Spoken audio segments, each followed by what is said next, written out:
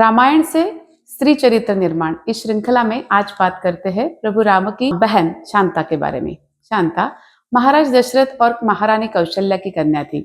इस दृष्टि से वे श्री राम की ज्येष्ठ बहन थी। यद्यपि शांता का उल्लेख रामायण में बहुत कम आता है, परंतु उनका जीवन अत्यंत रोचक और महत्वपूर्ण घटनाओं से भरा हुआ है। अयोध्या में जब तक वे थी तब तक वे कन्या है ये रूप में वो उपेक्षित ही रही और उनको महत्व उस प्रकार नहीं दिया गया जैसा एक राजकन्या को मिलता है।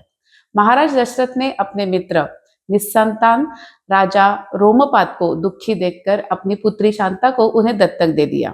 उन्हें विश्वास था कि अयोध्या में जरूर राजकुमार जन्म लेंगे, परंतु संयोगवश शांता के अंगदेश में पहुंचते ही अर्थात रोमपाद राजा के पास पहुंचते ही वहां अकाल पड़ गया। यद्यपि उसका कारण शांता नहीं थी, केवल योगायोग था। फिर शांता का विवाह हुआ ऋष्यशृंग के साथ, जो तपस्वी और अत्यंत तपशक्ति वाले ऋषि थे। उनकी विवाह की कथा भी अत्यंत रोचक और विशेष है। जब अयोध्या में पुत्र प्राप्ति के लिए महाराज दशरथ ने ऋषि वशिष्ठ और मंत्री सुमंत के साथ विचार विमर्श किया, तब यह निश्चित हुआ कि पुत्र कामेष्टि यज्ञ ही संतान प्राप्ति का मार्ग है। परंतु इस विशेष यज्ञ को संपन्न करने के लिए एक विशिष्ट यजमान की आवश्यकता थी, जिसके पास आवश्यक तप, ज्ञान और योग्यता हो।